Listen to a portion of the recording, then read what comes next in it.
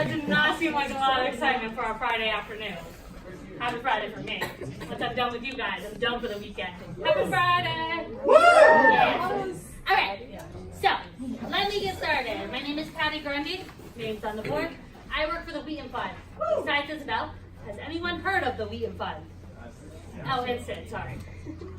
So a few of you guys, all right. I'm liking this. So what the Wheaton Fund is, so I work for the Advancement Division. Most of you guys are like, say what? So we're either in Mary Lyon Hall or in Park Hall, 3rd floor. You don't really visit us that often unless you have a class in Mary Lyon or you're meeting a club in there. But we're really friendly, and what we do is we raise money for you guys. Woo! Yep. Advancement. Yeah, you got it. Yep. Yeah, I used to know Tim Kennedy. Yeah. See, don't do it. I'm the cooler version. Just kidding. No one say that to Jen. Okay. Anyone want to take a wild guess how much money the college raised for this institution last year? 100,000. And 100,000? Is that what I heard? 450. Okay. 450? Okay. Any other guesses? 4.67 million. So I actually appreciate that. So the Wheaton Fund team raised a little more than that alone. So just one team, we have a goal of usually raising $5 million for the institution. But last year, we raised over $22 million. For you guys. So really what we try to support is scholarships, internships, classrooms, trying to make smart classrooms, all these programs. So if you're Marshall Center, Center for Global Ed, you name it, we're trying to support it. So that's what we're trying to do. Tuition may be going up, but we're trying to make up the difference.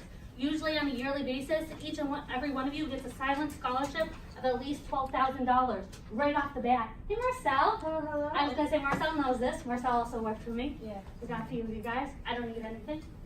Okay, perfect. And you got your grades? Possibly. Yes. Thanks Marcel. So, that's kind of the spiel about the Wheaton Fund, supporting you guys. But let me give you a 411 on me because we're all going to be best friends now. You're going to come find me. You're going to come to my office, which is always open, which I always have food and candy. So, a little bit about me. For undergrad, I went to UMass Dartmouth. I had a double degree in philosophy and sociology. I was originally a business student and accounting did me in. Numbers is not my friend. Why I'm a fundraiser now? Let's pretend like I didn't say that, but not my strong suit. But my passion has always been in nonprofit work. I love working with students, I love education. That is what drives me in and every day. So I'm actually pursuing my master's right now, going with LSU to do nonprofit management. One day, my end goal is to run my own nonprofit. I hope each and every one of you will have an end goal. The middle row is my family. So I have my dog Ragnar. I live in town, I live in Norton, right on Reservoir, behind the baseball field. And then I have 3 cats who have crazy names. I let my husband name them all. One day when I have kids, I will name my children. That was my philosophy. Then the bottom brings me to what I do at Wheaton. So I am fortunate for the Advancement Division. There's only really 2 of us that have a really primary focus of working with students. I'm one of those lucky people, so I get to hire about 20 students who actually fundraise. Isabel and Sid did it for me before, and they call alumni and they call parents and they ask for money. Want to know how we raised that $5 million? We ask people for money. Mind blowing. Otherwise, I work with a whole bunch of pretty ladies, as I call them, in Mary Lyon Hall. We're a lot of fun. We're a little noisy. And then also, one of my favorite projects is I work with the seniors, and they do a senior class gift each and every year. That's me in a nutshell. Now we can be best friends. So, why you're all here? You want to figure out how to raise money. What? I wanted to ask what your cats' names were, since all their names are so crazy. So, this is Chairman Miao Zedong. Wow. This is Colonel Mittens, and this is Princess Snowball. And this lovely, handsome fella is Ragnar Loudbark. After Ragnar Lothbrok, you know, Vikings, History Channel. Totally history junkie. So, why you're all here? You want to figure out how to raise money. I get, you can go to SGA, you can usually ask them for money, fill out an application, they either yay or nay you, and you're just kind of rolling the dice and saying, please give me money, please give me money. But what I want to say is, you don't always have to rely on SGA. You can be empowered and you can raise your own money. You don't always have to go and run to the school and say, can someone fund this? Like, you guys can fund it yourselves. You can figure out people to help you support your projects. And that's what really my goal is give you guys the tools and the skill set to make that happen. So, let's get ready to fundraise. Woo! So, first, everyone has their orange sticky note. I want you, and if you don't, they're coming along. You should have a sticky note of each color. It's all right, Cindy. They'll be here. They won't be running away. So, I want you to think of a club or organization, and I want you to think one need that your club and organization has. If you're thinking about this semester and you're like, we want to put on a conference, we want to take a trip into Boston, we want to go to the movie theaters, we want to travel to something. I want you to think about one need. That's what I want you focusing on now. Your one need on your orange sticky, and you're going to put it on the need. Wait, or yeah, just do it. Everyone with the power to stand up and just go. Not yet, just do it. And also, this is really helpful for me to know what your guys' needs are too. So, for example, when we're trying to raise additional funds, we know what you guys need. Right? Yeah, see, you know what I'm talking about.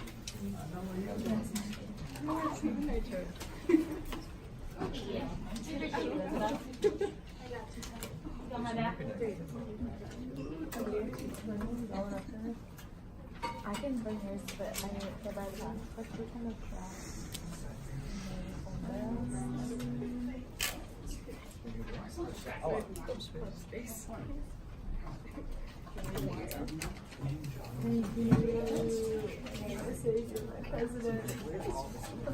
That's my president.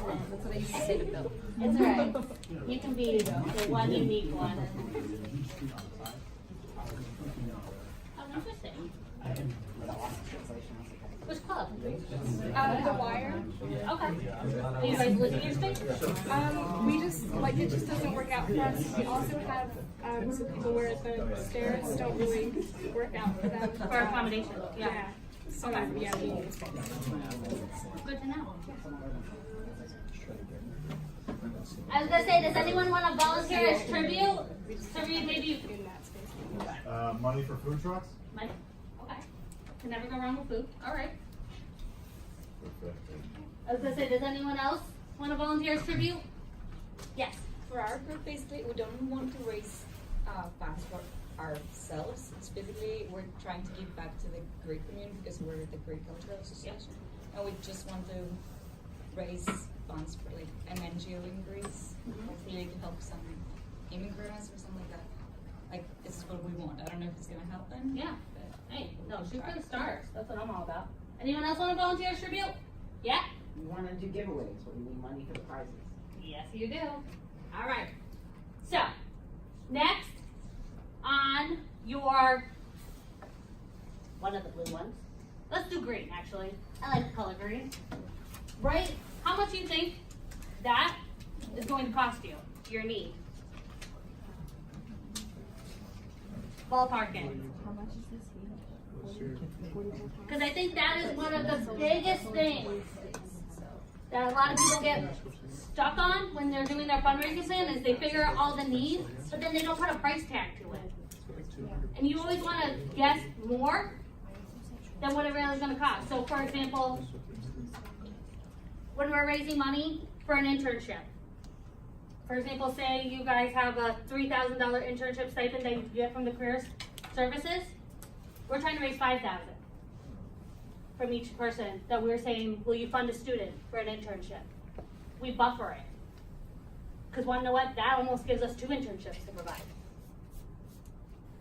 So think about that. So think about what your need is. How much is that going to cost you? And put it on. Gold, teal, green.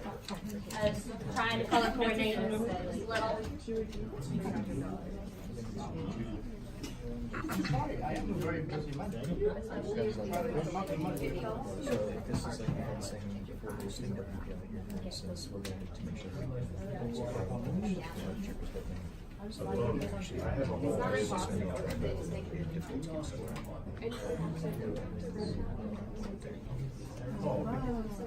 So we're doing this. How many people feel like their need is more than $100? All right. How many people in this room think their need is more than $500? Okay. How many people in this room think their need is more than 1,000? How many people in this room think that their need is more than 5,000? Okay. All right. So, you have your need. You have the amount of money you want to raise. How? How are you going to raise this money? Is this money going to grow on trees?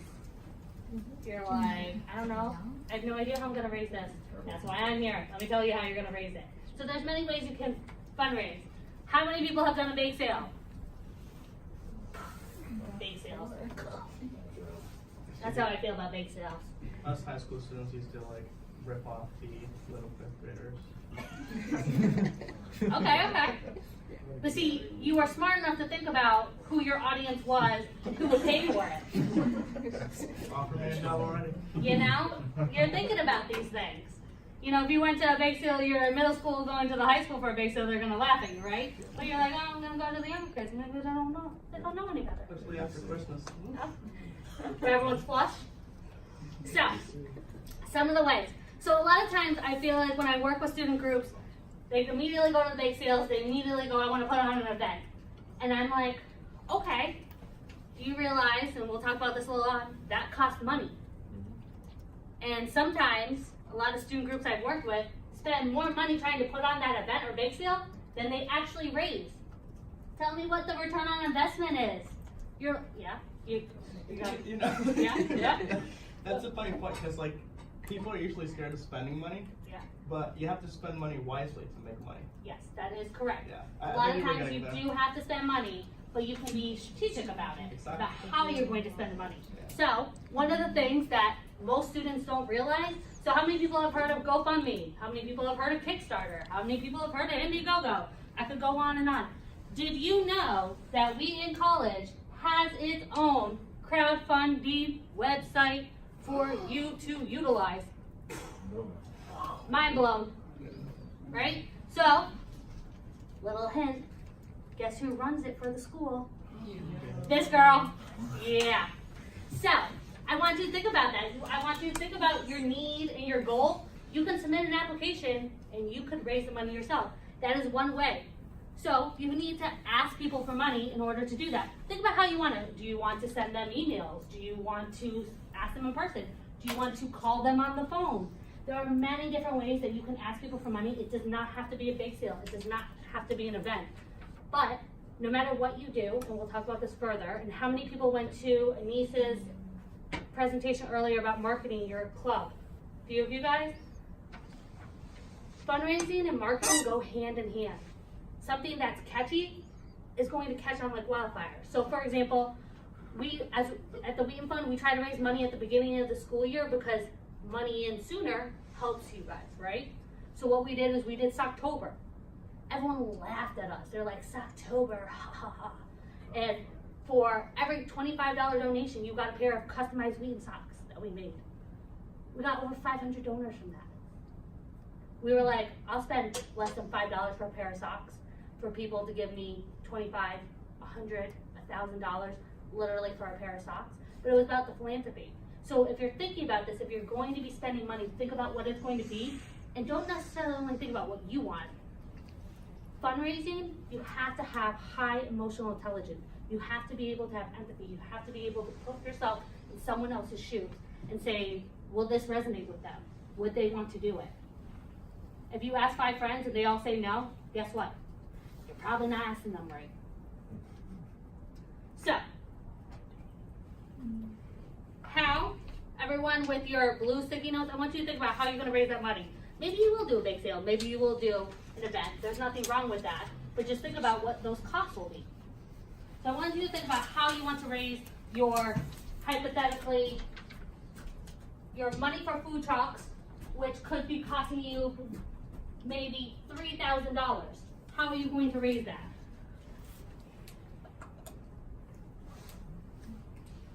going to put in an application for crowdfunding?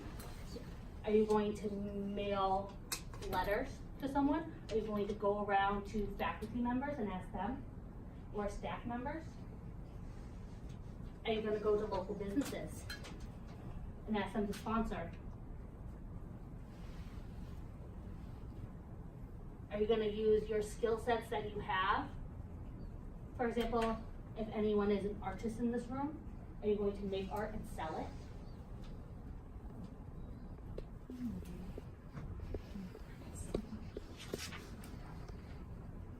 That's being creative, that's using your skill set. And then put your sticky note on the board. Because I want you guys to move it. What are you making my board? Perfect. It's smart.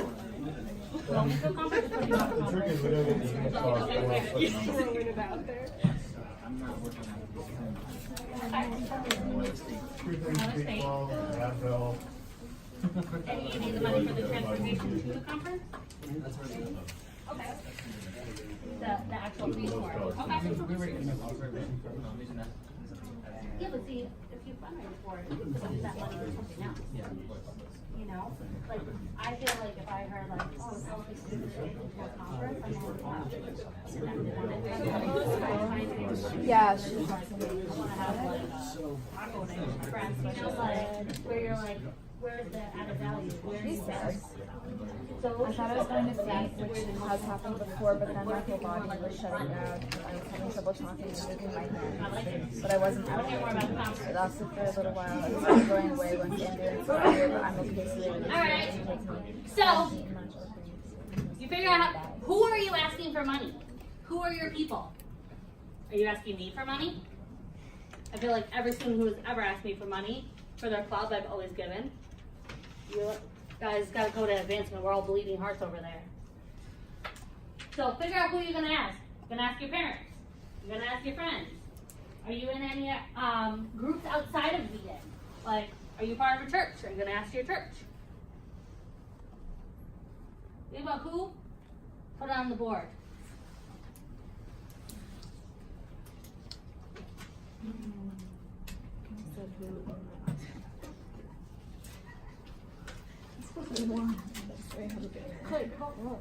With the program. How did the program outside the box. Yeah, you got it, my friend. Goldman Sachs. You got a connection there? Multiple. You can, with one good connection, you can change the world with one good connection. Trust me, my friend. One good connection. Oh, absolutely. One good connection that's the right connection. That's what I'm talking about.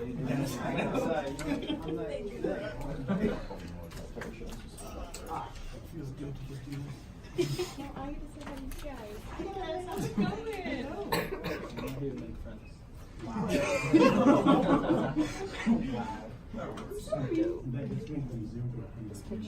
You guys feeling good?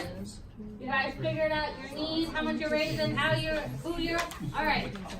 Now that you have all those juices flowing, let's get down to the nitty gritty. Like, how is this actually going to happen? So when you get started, you're building a case for support. You've already identified the need. You've already figured out how much money. And now you take the how and the who and you make this a reality. You want it to be compelling. So this is where the marketing comes in. This is where, like, if you hear, like, you can spend $5 to help someone, I don't know, buy a textbook versus you can give $5 which helps put a roof over someone's head.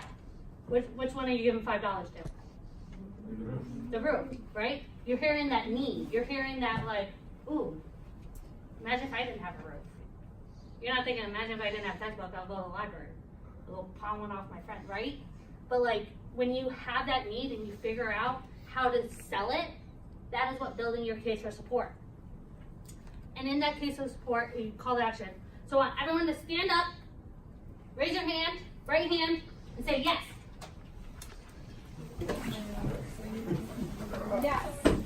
know what it is. Yes. Now.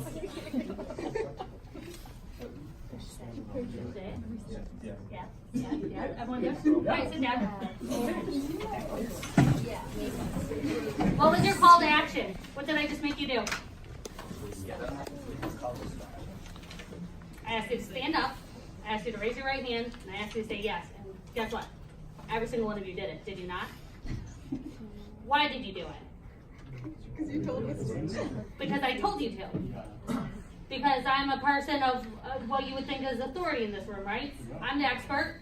I'm the one raising money. You're like, what this woman says is gold. I'm going to do what she says, right? So I want you to think about your club and organization. You be that expert. You be that person when someone says, I'm going to think of theater.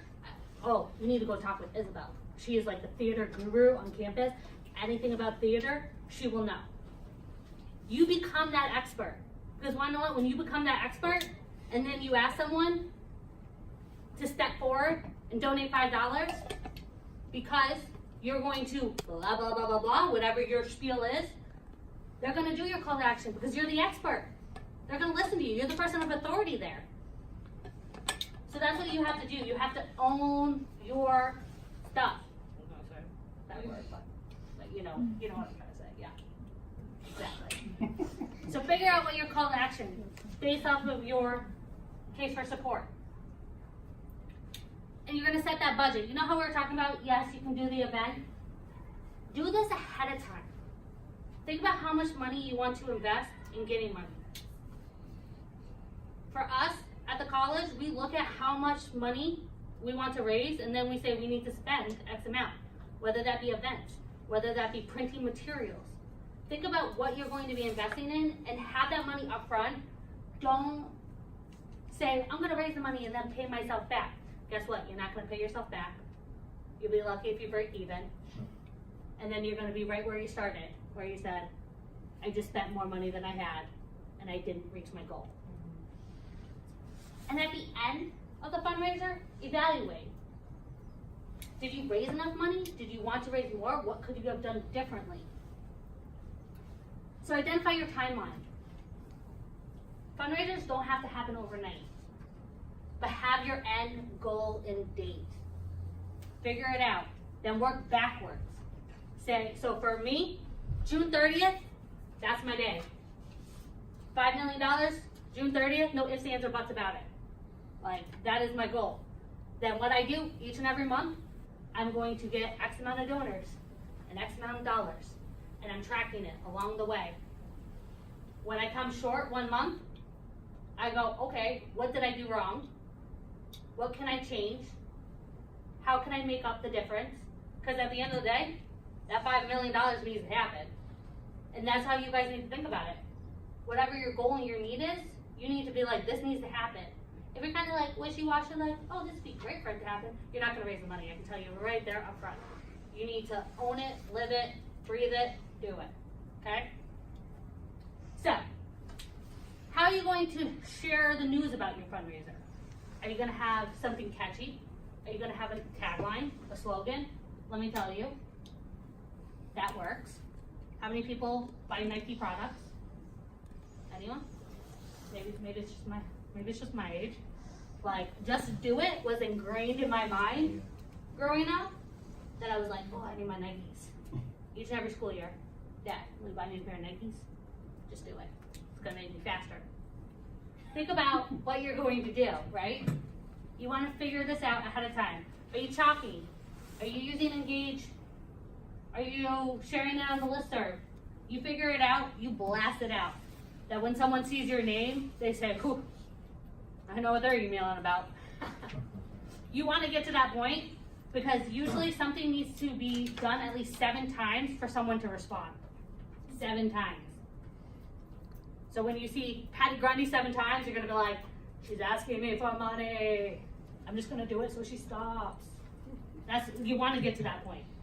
I know it's a little obsessive, but it's how you make goals happen. But being one person, you can only do so much. So in your club and organization, if you don't already have a fundraising chair as built in, whether it be a committee, make it happen. have someone, or have it be built into someone's role. Have someone who's the onus that's being like the champion. Because what that person is going to hold everyone else accountable. So figure out who your ambassadors are. And it doesn't necessarily only have to be your members of your club. Think about people who resonate with what your club is doing. They can be ambassadors for you.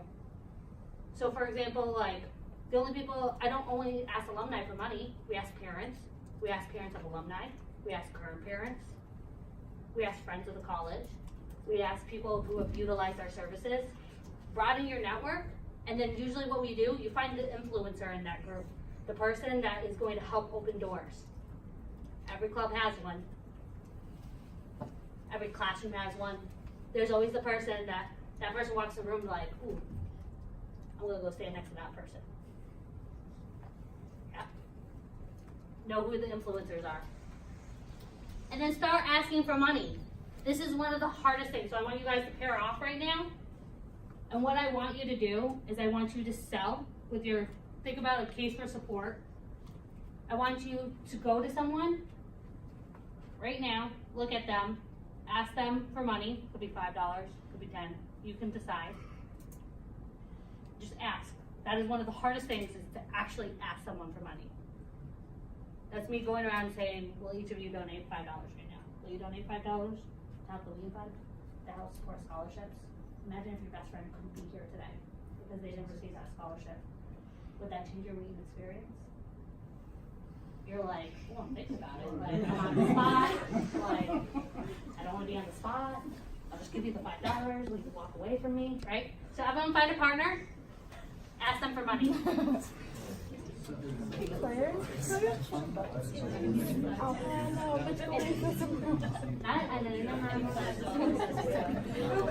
no, but I represent Bob, we're refreshing. Last year we brought a bunch of food trucks. I need $5 to make sure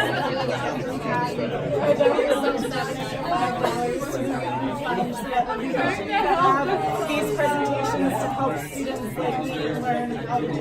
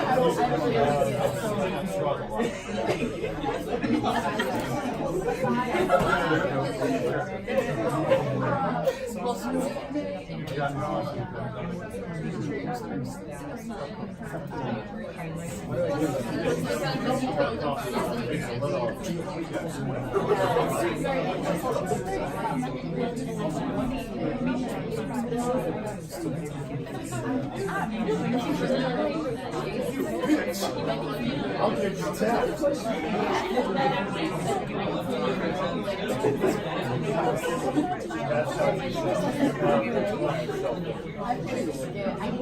Alright, has everyone asked? Alright, so I want everyone to close their eyes. Because I want this to be kind of a secret. I don't want to put anyone on the spot. Everyone closed. I want all eyes closed. I'm looking around. No peeking, no peeking, no peeking. I want you to raise your... Are you peeking? Gotcha. Alright, I want you to raise your hand if you would have literally given that person the money they asked for. Are you peeking? No peeking with the sunglasses.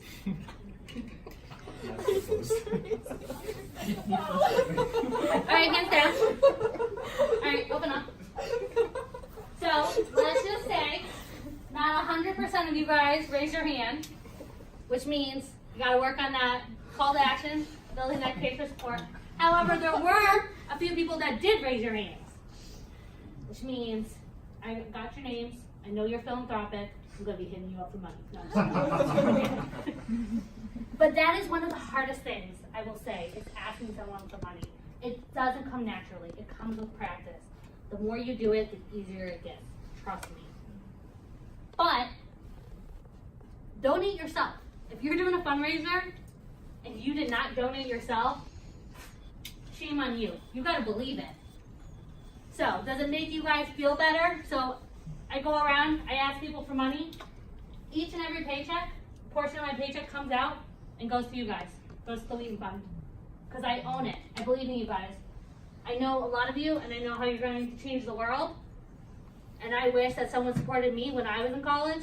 Even now, when I'm in grad school, I wish someone supported me. But believe it. You don't believe it, it's not going to happen. So make sure you donate yourself, and make sure you share that you've donated. Tell people, join me. Everyone wants, like, the includer in me really thinks this, but a lot of people, like, they want to be part of the group. They want to be in, right? You want to be part of something. That's what you're telling people. Come be part of our community. Come be part of our family. Because that's what pulls at the heartstrings. But celebrate your wins along the way. Figure out what your wins are. Could it be the first $25 you raised? Could it be the first $100 you raised? Could it be the first ambassador you got to spread the word? Figure out what your wins are. Write it down before you start fundraising, and when you sell it, like when you achieve that, do your happy dance. Everyone's got a happy dance. If you're lying, you do it in your room. Everyone has a happy dance where you're like, I just won, I just got it. That's my happy dance, right? Celebrate your wins.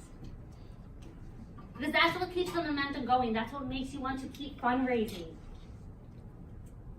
This part is forgotten by a lot of people. Thank your donors. Someone donates to you, you figure out how to thank them. You figure out how to make them feel special. Because want to know what? One day, you'll be raising funds again, right? Usually fundraising is not this one and done, like, whoo. No, it's a continuous cycle. You'll have another need. You'll have to raise more money. Guess who will be the first people you will want to go back to? People who gave you money in the first place. People who gave you money in the first place. Ding, ding, ding, ding. And guess what? If you didn't thank them, you didn't make them feel special, what makes you think they're going to want to give you money again? Right? So figure it out. How many of your clubs and organizations have social media? Yes? No? Maybe? Do a shout out on social media, like, thanks so much, Betty White, for donating to our cause. Anyone else want to join Betty White, make a difference? Thank them. But when everything is said and done, you want to put the fun in this. Like, if you make it boring, you make it, ugh, then you're not going to want to do it. It's going to go on that never-ending to-do list, along with all those class assignments, along with all those things that your parents are asking you to do, that like, oh, I'll get to it eventually. But if you make it fun, it's going to help. Also, you loop in me, I will help make it fun for you. That's why I'm here. So, how to find me. This is where I exist in the world. Visit me in Mary Lyon Hall, front hall, 106. Usually my door is decorated, music is coming out of my room. Kind of hard to miss me. You can email me, even though I go by Patty. I've asked them a million times to do Grundy_Patty, hasn't happened. I'll be forever known as Patricia. Or call or text me. And trust me, I get tons of texts. I get hilarious memes, and I usually send you a hilarious meme back. But at least say who you are, so then I know who I'm texting. And also know that it's a Wheaton phone, so if there's secret IT that's looking at our text exchange, be appropriate. I had to warn some of my students about that. I was like, you know, someone probably looks at this, right? They were like, I was like, yeah. I don't know if they do. They probably don't. But sometimes you gotta put fear in. As I said, a meme back. Anyone have any questions? I feel like I did a whole lot of talking. I feel like you guys were listening, but I want to be able to help you. So last time when I did this in the summer with a group of students, I had a lot of students afterwards contact me, set up meetings, we hashed out ideas. I had this big green bouncy ball in my office, and we just sat and bounced and thought of ideas. Yeah. So I want to fundraise, Yep. but all of the other members of my club are like, let's just get SGA to pay for it. And I don't know how to make them excited to fundraise. Okay. So I guess what it starts with is, what do you want to fundraise for? Like, do you guys have a need? Like, is it just like you just want money? No, like we do these events and like the events are free and we have giveaways which are free, but it's Yep. like it costs a lot of money. to make that happen. Yeah, and like I'm afraid that one day SGA is gonna be like, no, you can't have the money, and it's like, well, we already booked the room and told everyone about it, so like, what now? So that's when you tell your group, SGA didn't give us money, whether SGA gave you money or not. If they're not in a leadership position, will they know? No. So as long as you got the leadership position, but you tell them like, no, we didn't get money. Like, we gotta make this happen. I like it. Why? Like, I try to do all the time. No, but like, I even think about it like, for example, like, we have major gift officers who raise like, when I say buco bucks, I mean like buco bucks, which I'm like, but like, they don't come and be like, yeah, so I just got 100,000 from someone. They don't tell us that, because if they did, I'd be like, that's 100,000 I don't have to raise, right? Like, it's not lying, it's omission, which is debatable, but it's Profit. but it's like, it's one of those things where like, the people who need to know, the people who don't. Either way, you want the money at the end of the day. You don't want to go down to zero each and every semester, do you? Yeah, so think about it that way. That's my piece of advice. Like have people be accountable. Like I've worked with Kathy with a certain club and organization, and I told them like, tell them that they got zero money at the beginning, and in order to make it happen, they each have to raise X amount of money. Just say like, that's just the way it is. Come in with as a leader and say like, this is the way we're doing it. These are the tools and the resources that Wheaton is providing us, so we're gonna make it a reality. Like the only person that's going to create change is you. You're going to create the change. So you gotta own it. You gotta say like, this is the way it is. You have a problem with it? I'm sorry, maybe this club isn't the right fit for you. Yeah. Sorry. But like, hold the feet to the fire, that's my opinion. Alright. It's also like a sense of pride. Like I know that there are nights when I come out of work with Patty and I raised $1,000 and I know that I just earned somebody their Wheaton scholarship. And like that feels so good to be like, I just made this happen for somebody else. So that's also a really good way of like convincing other people that you can be like, you can be the person to put on this event, not SGA, but you yourself can do it. And then that can also lead to your club and organization. Like, what are you doing in your weekly meetings or bi-weekly, whenever you meet, that's like going over the wins? Like, how are you presenting it to the group that like, we did this for the community? And then when people hear that, it's like, well, this wouldn't have happened if it wasn't for us. You have this mentality of like, we're able to provide this service for the community. No one else is providing the service, we are. So like, build that into what your agenda looks like for your club meetings. Have that sense of pride built in. Otherwise, it just will cease to exist, and then everyone will be sad they don't get their giveaways. They're like, where is my free stuff by said club? I don't know what club. I would give your club a shout out right now if I knew it. Shag. Shag does give a lot of free stuff away. We do. I see it often. It'd be nice if we made that money back. Yeah, but then also in your sense, what businesses, what organizations are you guys partnering with outside of Wheaton that's helping you get some of this stuff that you might be giving away? Think about who supports your mission. Sometimes, like, it could be not necessarily raising funds, it could be receiving items, but like, for example, if you go into a Best Buy, it's not gonna happen for you. However, if you went into a Planned Parenthood, maybe in Providence, maybe they'd be more inclined to give you something, right? Like, figure out who your partners are in the world. Partner with them. That makes everything go around. You can't do it by yourself. I wanted to share with the group something I learned today. Another incentive to fundraise is that your SGA money left over won't roll over, but anything you fundraise will roll over into next year's budget. Yes, yeah! Sorry, I like that rule. You guys are like, oh no. Yeah, so if you fundraise, it's your money when you want it. Like, your budget will be more set within your policies, like from SGA. But, like, your money is your money forever. You put the blood, sweat, and tears into it, it's yours.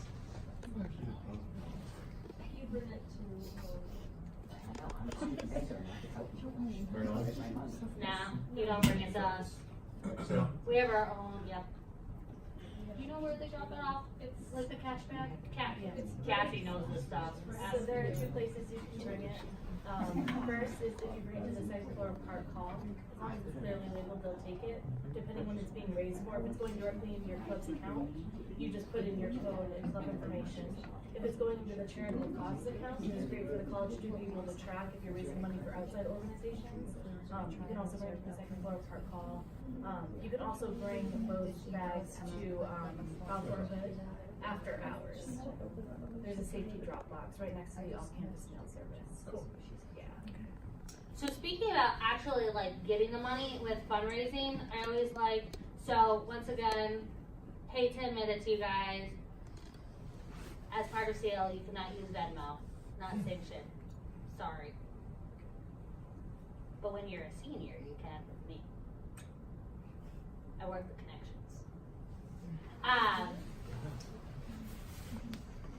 No, well, senior and you're donating towards the college. That's the catch. You're like, eh. Have to donate to graduate. I ask you to donate as part of the senior class gift. Yes, well, I know it's usually a group of your peers. The fact that you guys are all in this room, I'm going to be finding you guys when you're seniors, and I'm going to say, do you want to be part of my committee? We'll see. Well, yes. I appreciate that. Yes. See, you don't want yes. I give good food. Yeah, you're like, I'm there, I'm there. But one thing that most people don't realize, do you know that we also have credit card machines that you can utilize? That is enough. Yeah, how do we get that? So go into Engage at Wheaton, and under like the rental of equipment, they have the credit card machine So there. I have a question about that, because we just got beanies, and I feel like people are not buying them because we can only accept cash right now, and Yep. no one really has cash. Yep. And when I was looking at Engage, it seems like you have to be hosting an event to use the credit card machines. Let's say like we just wanted to have the credit card machines for the convenience of them being able to pay using that. How would we go about that?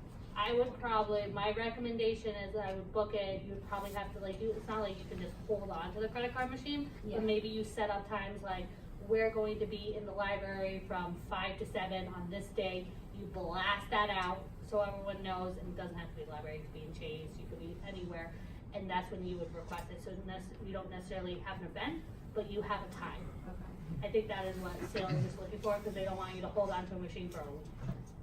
That's the thing, is that sale only has one. That's why they make it sound like you have to have an event, because they can't just let people take it. Fully, expect People to sometimes don't return Mhm. directly.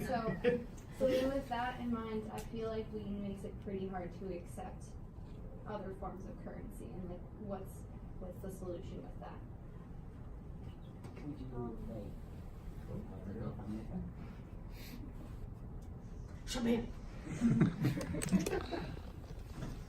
That's my recommendation for you. Okay, right, but I guess what I'm trying to say is like we're trying to sell apparel, and we still have like t-shirts left over from years past, and I kind of feel like people are always like, oh, I want those, and then I tell them how much they are, and they're like, oh, well, I don't have cash. Like, I don't. So you can set up a crowdfunding website where you have what we call perks, which means like you give me $10, you get this t-shirt. Does that help? Yeah. I was gonna say, feel free to come to my office. While you're talking to you, the financing like basically just be labeled as like the payment for it. Depending on that, if you donate Like that, that person, like they cost. can be kind of beneficial. Like that person could like send them a check or something, and the person would pay for them. Like, I mean, obviously that person has to be okay with that, but. See, my thing is I feel like I always kind of frown upon that, and my only reason why is that you're relying on someone else, and in my mind, that's an IOU, and that's what I think of like, in my world, as like pledges. Someone's like, I'll give you $50. I don't know if I'll ever see that $50. Like, you're just making sure. Not like that. That's how I interpreted your statement. No, sorry, I have trouble. Funny proxy, right? Yes, like, as long as, like, I don't know, like, as long as that person doesn't, like, yeah, I know what you mean. So, like, oh, I want to buy this thing from Sarah's club, but I currently don't have cash on me, so I I'm, have cash. and So so If I'm, you send me money, I'll give you cash. so I either you write a give the check cash or to I the Venmo club. her, Yeah. and then she gives me the cash, and then I give the cash to the club. Came in with extra steps. Yeah. It's so complicated. It's But kind yes. of complicated, but that is something you can do. It's Yeah. Worse than a bench. Yeah. I get what you're saying. It works. It's not ideal. I won't say it's ideal, but it does Yeah. work. Or you can be like, hey, the ATM is at the bottom of that. Okay. We will reserve this item for you. But then, the minute that, and this is like kind of fundraising 101, the minute that someone walks away from you, they're not coming back. The minute that you have them on the hook, you need to like reel it in, or they're just gonna swim off into the ocean. So you can walk downstairs with them. 10 for them. Might be slightly questionable. Maybe not best practice that I would recommend, but yes, you could. Yeah, you're right. I like your commitment though. That's great commitment. We have a reminder sign on the When we sell the ATM. merch, Yeah, see you upstairs. we can have the credit card in there. Any other questions? Anyone else want to know best practices? One of the best things, if you're trying to think of like a fundraiser to actually do, and I know this may sound extremely silly, and you're gonna be like, did you really just recommend this? Literally Google college fundraisers, and you're like, whoa, look at all of these great ideas that other people are doing and have made successful. If someone's doing it, then you can do it. It just matters the willpower that you're putting behind it. Like the one fundraiser that always gets me in awe is over at Penn State. They have any of you guys heard of Penn State's Tron? They literally have a night dance like marathon, and they raise like hundreds of thousands of dollars. Like they have people sponsoring. Like it's just built into the like their Penn community. It's like it's a tradition that you're like, ooh, I need to participate in Tron. Like one of my coworkers went to Penn, and she always says, she was like, yeah, like I did it. Just nailed it. So if you get the willpower behind it, like you can make that happen at Wheaton. It doesn't have to be a dance marathon. So figure out what it is, and you just market the Jesus out of it. Get your influencers there. Any other questions? No. Well, you know where to find me. My door is always open. I tend to